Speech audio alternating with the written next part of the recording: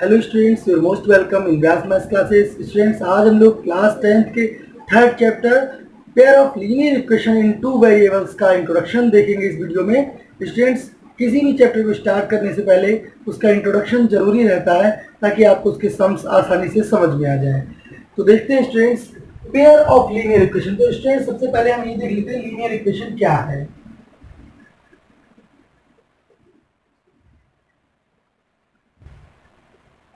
What is linear equation? तो students, linear equation की definition में हम लिख सकते हैं a straight line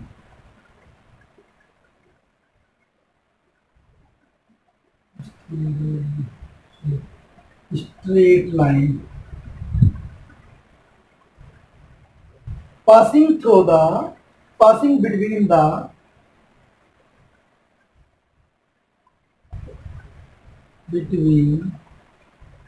the two variables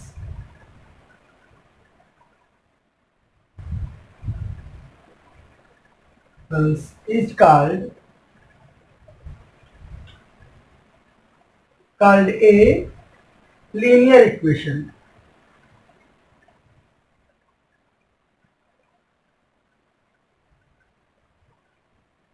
कब लीनियर इक्वेशन कहलाएगी? एक ऐसी लाइन जो टू वेरिएबल्स के बीच में इस तरीके से ऐसे पास हो रही होगी तो वो हमारी लीनियर इक्वेशन कहलाएगी, या फिर कहें कि equation passing through between the two variables. ठीक है ना। अगर हम उसको इसमें एक्चुअली में linear equation in two variables यहाँ पर होना चाहिए। लीनियर इक्वेशन तो वो भी हो सकती है, ax प्लस डी भी एक लीनियर इक्वेशन है, यहाँ पर वेरिएबल की पावर 1 हो, लेकिन क्योंकि हम टू वेरिएबल की बात कर रहे हैं तो यहाँ पर थोड़ा सा इसमें राइट कर लीजिए, linear equation in two variables की इक्वेशन को क्या कहते हैं। अगर टू वेरिएबल्स की बात करेंगे तो ये x और y दोनों के बीच में से होकर जाएगी। ओके, तो ये अंडरस्टूड है। फिलहाल लीनियर इक्वेशन एक ऐसी इक्वेशन है जो टू पॉइंट्स के बीच में जा रही है। ठीक है ना। Linear equation passing through between the two points. आइए देख लेते हैं लीनियर इक्वेशन में पेयर। पेयर का मतलब क्या होता है students? What is the pair? Pair means जोड़ा। जब टू इक्वेशंस होंगी, when two equation when two equations of same variable, उनके वेरिएबल सेम होने चाहिए, of same variable is called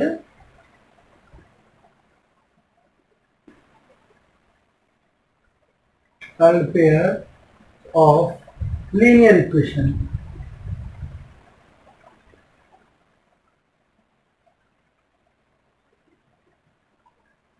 students, linear equation को सॉल्व करने के हमारे कितने तरीके होते हैं? हमारे दो तरीके होते हैं।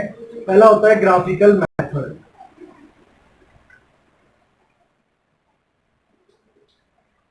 Graphical method.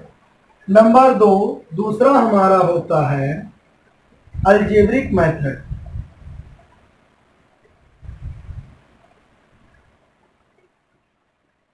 Algebraic method. तो स्टूडेंट्स, ग्राफिकल मेथड में क्या होता है?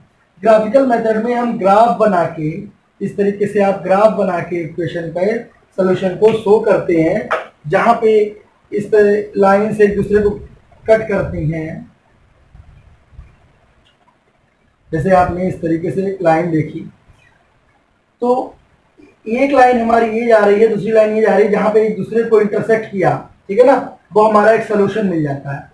कई बार ऐसा होता है लाइन से एक दूसरे पर रिपीट कर जाती है, कोइंसाइड्स हो जाती हैं, तो स्टूडेंट्स कह जाता है तब उसमें इनफाइनाइटली मैनी सॉल्यूशंस आ जाते हैं। और जब पेयर ऑफ लीनियर इक्वेशंस इस तरीके से जाते हैं लाइंस पैरेलल, तब स्टूडेंट्स उनका कोई भी सॉल्यूशन नहीं होता है। ठीक है ना। और अलजेब्रिक मेथड में हमारे तीन मेथड हैं। पहला है एलिमिनेशन।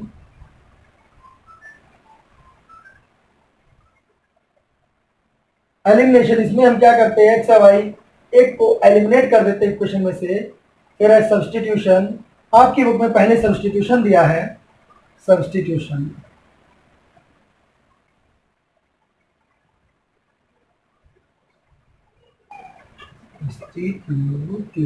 सब्स्टिट्यूशन, फिर है एलिमिनेशन, फिर है आपका क्रॉस मल्टीप्लिकेशन।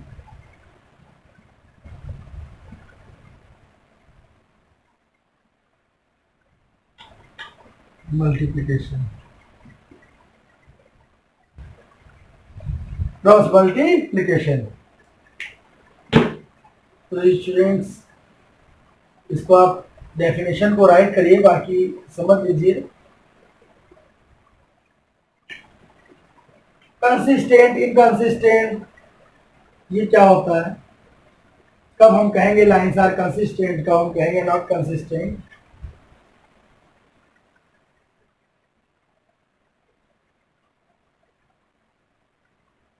स्टूडेंट जब कोई सोल्यूशन मिल जाता है किसी भी लाइंस पे, when you got a solution or many solution, then lines are consistent.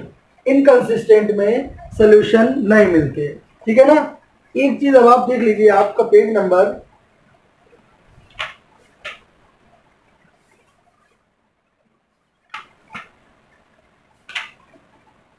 46, page number 46 पे आपको एक टेबल दे रखी है पूरी। इसमें अगर कोई भी दो इक्वेशन है इस तरीके से, a1 x plus b1 y plus c1 is equal to 0 and a2x plus b2 y plus c2 is equal to 0, इस तरीके से आपको कोई दो इक्वेशंस दे रखी हैं। अब इसमें अगर बाई चांस ऐसा हो जाता है, if the condition a1 upon a2 is not is equal to b1 upon b2, ऐसे हो, अगर a1 अपॉन a2 और b1 अपॉन b2 के इक्वल नहीं है तो ये लाइंस इंटरसेक्ट कहलाती है, इंटरसेक्ट। और जब लाइंस इंटरसेक्ट करेंगी तो इनका इंटरसेक्ट लाइंस इंटरसेक्ट करेंगी तो इनका ग्राफ कैसे बनेगा? ये हमारा एक्स एक्सिस होता है, वाई एक्सिस होता है, कार्टेशियन प्लेन पे ये इस तरीके से दो लाइंस बनेंगी। तो इनका केवल एक सोल्यूशन मिलता है, ओनली वन सोल्यूशन। यहां पर हो जाएगा ओनली वन सोल्यूशन, ये इसलिए लिखवा दे रहे हैं ताकि आपको याद रहे, इसमें केवल वन सोल्यूशन होता है और आपका ये कंसिस्टेंट है, कंसिस्टेंट, ठीक है ना, कंसिस्टेंट होगा। अगर if the condition like that a1 upon a2, यानी जो कोफिशिएंट होते हैं ना a1 a2 b1 b2 इस तरीके से, उनका हम यहाँ पर 1 2 3 इस फॉर्मेट में आपको दे रखे होंगे कोई भी रियल नंबर, तो उनको हम करेंगे स्टूडेंट इस तरीके से कंपेयर। पहले अगर कंडीशन बनती है a1 upon a2 is equal to b1 upon b2 is equal to c1 upon c2, तब क्या होगा? तो स्टूडेंट्स ये हो जाएंगे आपके कोइंसिडेंट लाइंस, ये लाइंस कोइंसिडेंट है।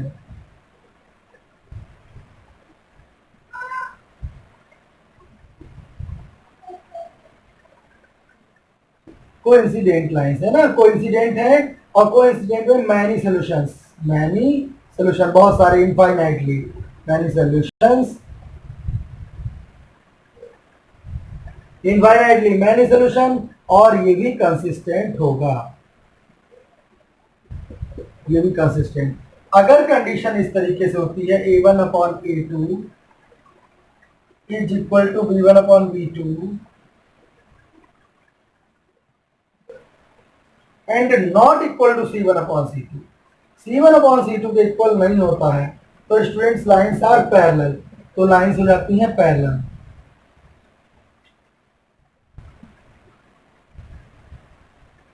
Parallel lines, and parallel lines has no solution, no solution, और जब कोई सॉल्यूशन नहीं है तो इनकंसिस्टेंट। तो इससे आपको इनकंसिस्टेंट, कंसिस्टेंट और कब कितने सोल्यूशन है, ये सारी चीजें एक साथ मिल गई। अब स्टूडेंट्स देख लेते हैं एलिमिनेशन मेथड और सब्स्टिट्यूशन मेथड। ये आपके मेथड बहुत आसान है, एक फार्मूला है क्रॉस मल्टीप्लिकेशन मेथड का, वो थोड़ा सा आपको दिखा दें।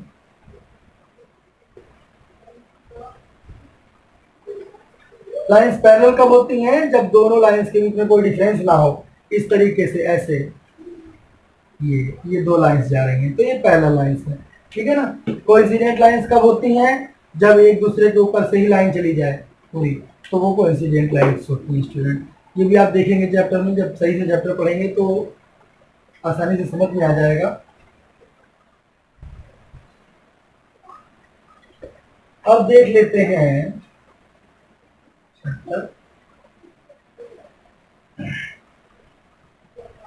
Substitution method. Substitution method,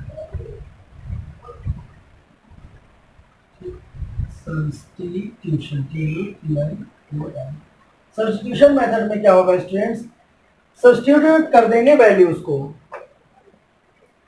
values का सब्स्टिट्यूशन होता है। जैसे x plus y equal to 1 दे रखा है, दूसरी इक्वेशन आपकी x minus y equal to 1 है, 2 है, तो हम क्या करते हैं x की वैल्यू निकाल देते हैं, y को उधर 2 प्लस वाई, इसको पुटिंग, ये 1 है ये 2 है, तो इसको पुटिंग हम 1 कर देते हैं। 1 से वैल्यू बनाएंगे तो हम सेकेंड में पुट करेंगे, और सेकेंड से बनाएंगे तो हम उसे 1 में पुट करेंगे। ये हो गया सब्स्टिट्यूशन, यानी एक को उठा के दूसरे से सब्स्टिट्यूट कर देना। फिर है एलिमिनेशन।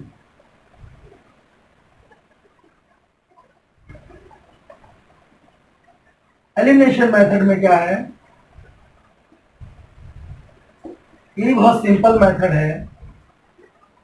अगर आपको x plus y equal to 2 और x minus y equal to 3 इस तरीके से दे रखे हैं, तो आप क्या करते हैं, एक नंबर को एलिमिनेट कर देते हैं। जैसे कि अपोजिट साइन मिल गया तो एलिमिनेट हो गए। और अगर हमें ऐसे दे रखा हो x plus y equal to 3 और 2x plus y equal to 4, इस तरीके से आपको इक्वेशन दे रखी हो, तो आप क्या करेंगे, तो यहाँ पर हम सब्ट्रैक्ट लिख के, सब्ट्रैक्शन यानी सब्ट्रैक्ट करने पर साइन चेंज हो जाते हैं ना, तो हम करेंगे इनको कट कर देंगे, तब भी एलिमिनेशन हो गया एक वेरिएबल का।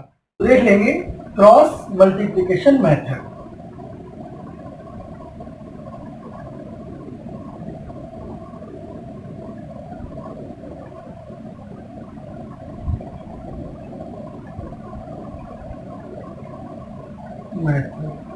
क्रॉस मल्टीप्लिकेशन मेथड में स्टूडेंट्स क्या है, आपका एक फार्मूला शुरू होगा b1 से, b1 b2, पहले ये क्रॉस बना लीजिए, b1 b2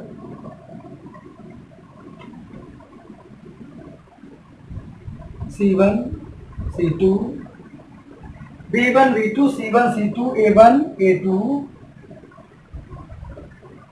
और a1 a2 b1 फिर b2। यानी देखिए कितना सिंपल है, इसे याद करने का एक ट्रिक बता रहे हैं। वैसे फार्मूला तो ये होता है आपका, आपकी एनसीईआरटी में गिवन है, b1 c2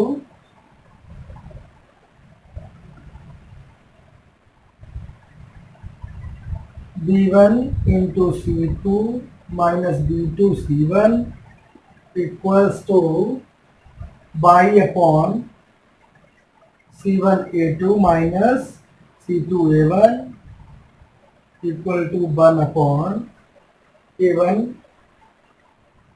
b2 minus a2 b1, ठीक है ना, a2 b1। अब इसको हम कैसे बनाएंगे, b1 c2 b1 c2 b2 c1 b2 c1, फिर c1 a2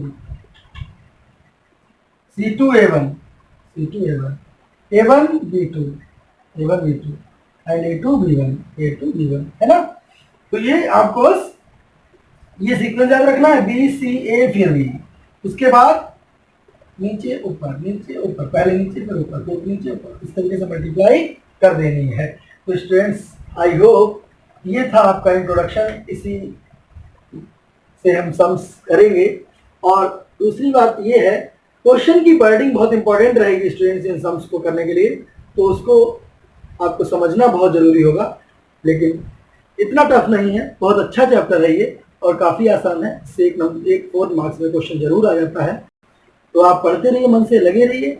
आई होप आपको समझ में आ गया होगा अच्छे से, और प्लीज़ हमारे चैनल को सब्सक्राइब कर लीजिए और हमारी वीडियोज़ को लाइक कीजिए, शेयर करिए और कमेंट करके हमें बताइए कि आपको हमारे वीडियोज़ कैसे लग रहे हैं। All the best.